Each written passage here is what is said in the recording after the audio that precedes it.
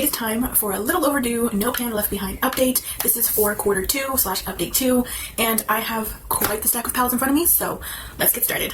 So a lot of these probably have been mentioned in my monthly palette challenge, which I started at the beginning of this year. I have an intro in December, but then I officially started using them in January, since that's my goal, is to use 5 palettes a month, one constant of my Pan That palette. It's an unofficial official one, and I will have a link down below of my quarter 1 update and my quarter 2 update. In particular order, I'm just going to pick off the top, talk about what I have first, and this is the Sigma Enchanted Mini Palette. This one was featured in my monthly palette challenge, I believe for the month of February or March, one of those.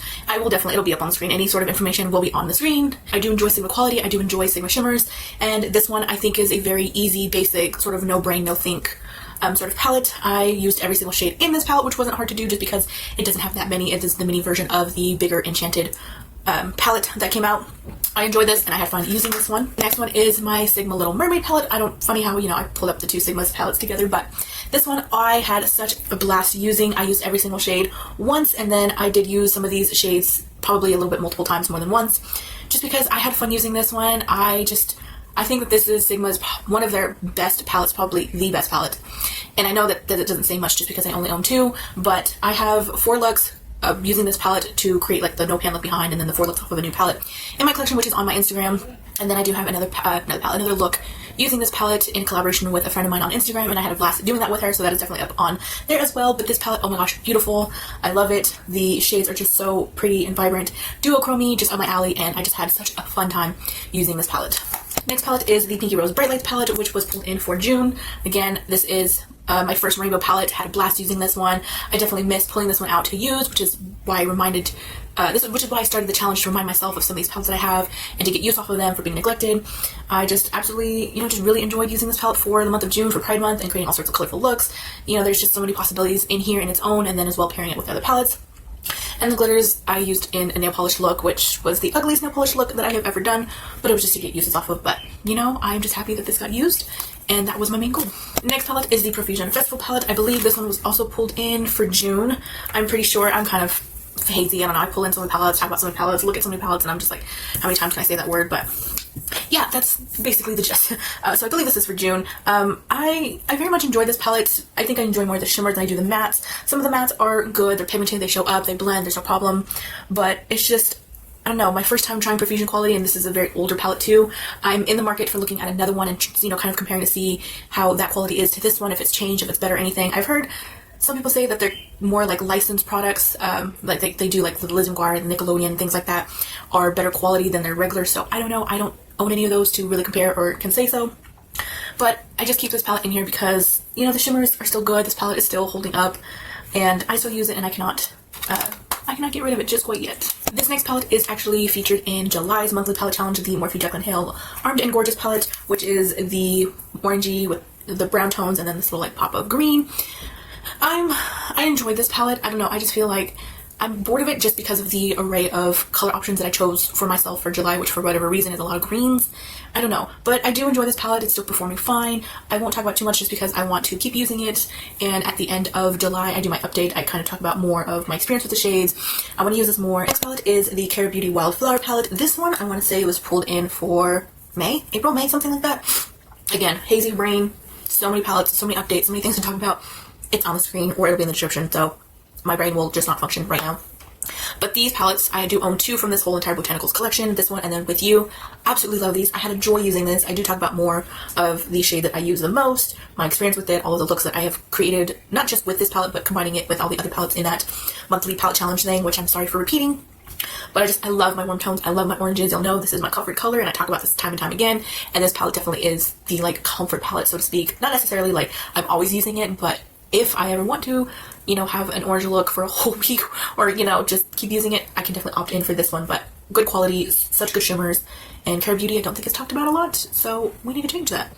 Next 2 palettes I am kind of combining together just because they're from the same brand. I received them at the same time. They were my birthday gifts for March, because my sister did end up going on a trip to Japan, and I asked her if she could bring back some, little makeup gifts, and she brought these 2 palettes back, which is the Verbo from Can Make Tokyo. This one is more of a trio shimmer palette, and I did use all of these shades 3 times each for a deck of panning prompt back in when I pulled this in. And then I also did combine it with the little other mini palette that she brought back. This is the Perfect Multi-Eyes, and it's strictly just a matte eyeshadow. These are so good quality. I am impressed with this one. Asian Beauty palettes are more on the lighter side of the pigmentation. They wear softer tones. They don't really do a lot of bold eye looks like what I'm wearing today. They go for very like natural, they more focus on like, you know, some like bright cheeks, very, very light, minimal, no makeup sort of makeup or looks, and this definitely is what this offers, but it's very good blendability. I did do a reel on this one because I was just so excited to use these palettes, and I will continue to use these and incorporate these. I'm very much happy to have these in my collection and play with more of Asian Beauty makeup brands instead of just like Asian Beauty skincare. The next palette is upside down. Can I YouTube? No. This one is also pulled in for July, so you will have you will see this at the end of July when my update goes up, talking about all the palettes, my experience in using. But so far, just in this video, the premise of this is that I have no pan left behind, meaning I have used all of the shades. I officially completed that in today's look, and I just absolutely love this palette, and I will be heavily talking about it at the end of this month. But just know, this girl is not done using this palette as of right now. I can tell you that. Next palette is my ColourPop Sweet Talk palette. This one, I don't remember when this was pulled in. I'm just not even going to mention it just because most of these I can't remember. But I still enjoy this palette. I still enjoy these like corally tones. They're very fun, vibrant. They're perfect for bringing spring into summer. You can make this work for fall, which I have done a look many years ago doing that. Absolutely good quality palette. This one is no different. I just don't dip into the glitters, which are these two. I use those on nails or maybe in craft projects or something, but very much still enjoy this one, and nothing wrong with that one. The palette is my Day Day Signature Drops of Fantasy palette. This one I had pulled in for a deck of panning prompts so that I could complete the No Pan Left Behind and finishing the rest of my looks that I had designated for every single new palette that comes in my collection, meaning create 4 looks as well as No Pan Left Behind. This one, oh my gosh, I had a blast. I showed all of the looks that I created with this in one of those updates, so I will just leave the playlist down below.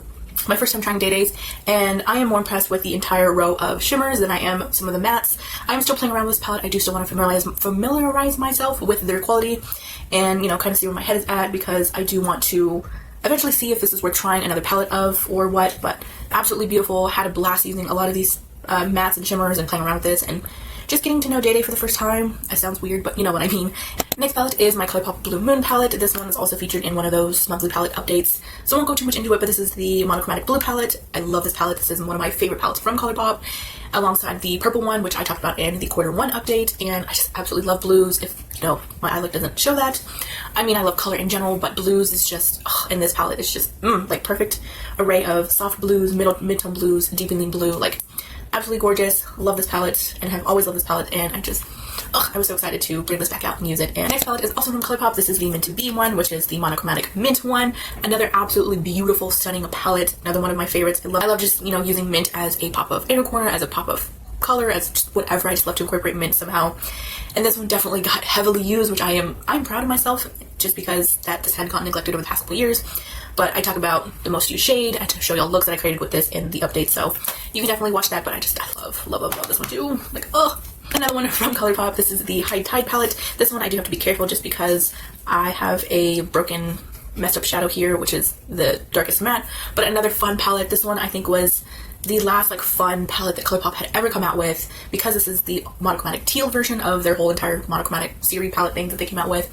Such a joy to use. I do have 2 videos using this palette, which they're old, but I will still link them if you want to kind of give them a watch. But just, you know, so fun to use teals either monochromatically or incorporate them into their looks. I just cannot get enough of this palette too. This one still brings me joy, and I do love that this one, even though it is cardboard, it has like raised and fun packaging, so it's like a very tactile feeling. I don't mind that too much, and I think it's fun and it adds to the whole vision of the high tide, oceany, pool, whatever theme that they were going for.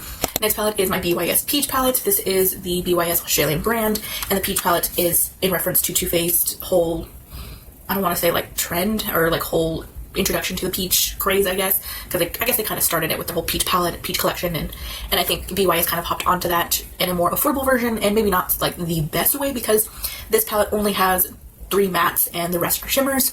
So this is not a very like cohesive palette in terms of, you know, you can create an entire look off of it. You do have to kind of bring in other sort of palettes into this. Most of these are like maybe 2 eyeshadow looks, one and dones, etc. But I did enjoy this palette using it when I did, and I brought it back out, and I realized that it does have a place in my collection. I don't have a lot of peach tones or peach colors, and this one is fun. So, you know, I'm glad that it got used, and I'm glad that it's not completely neglected in my collection now. It has been loved, and it has attention, and I will definitely remember to use this more often, because the third one, or the third to the last, is the Cosmic Beauty Brushes Muse palette.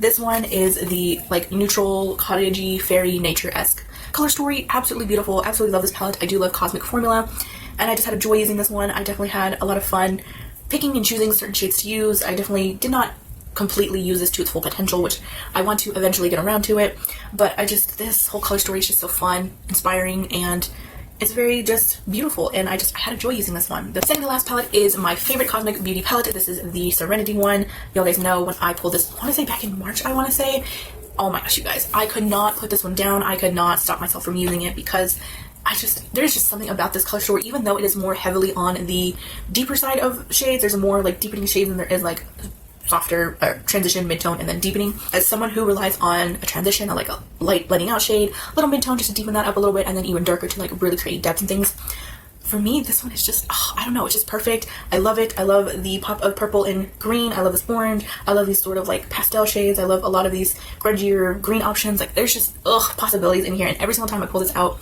I always see a new look to create out of it, and I love that. I love that this palette offers that for me. And quality, spectacular. You guys know previously from that Muse one, I love Cosmic Formula, and this is no different. And the last palette was just pulled in for June. It is the Blend Bunny Blends palette. This is my all matte rainbow palette. This is what rainbow palettes should be. This is the definition of rainbow palette. This brand finally got it right after all of these years, and after all of the palettes that have come out, and people say, this is a rainbow palette, this is a rainbow palette. To me, they've all only been colorful. A true rainbow palette for me has the entire rainbow, the Roy G. Biv experience. And even bonus, the owner thought about browns and then the gray, black, scale of that options. And I'm just like, perfect. So absolutely enjoy this one. I loved using this one. I will continue to love using this one. Also my first time using Blend Bunny, and I've had a great experience using their mattes. And I just absolutely love that you only need a light, medium, dark of, each sort of shade in the rainbow. You can play around with so many different options, different color combinations. I love like this yellow row. I just want to keep using yellows for some reason. And then now that I have like more reds in my collection, I can actually have some more fun with the reds. Honestly, just perfection. I just had a joy, and I cannot wait to play with this even more too, because I am not done using this one, as with any of my palettes. So that is my update for the Q2 update of my No Pan Left Behind.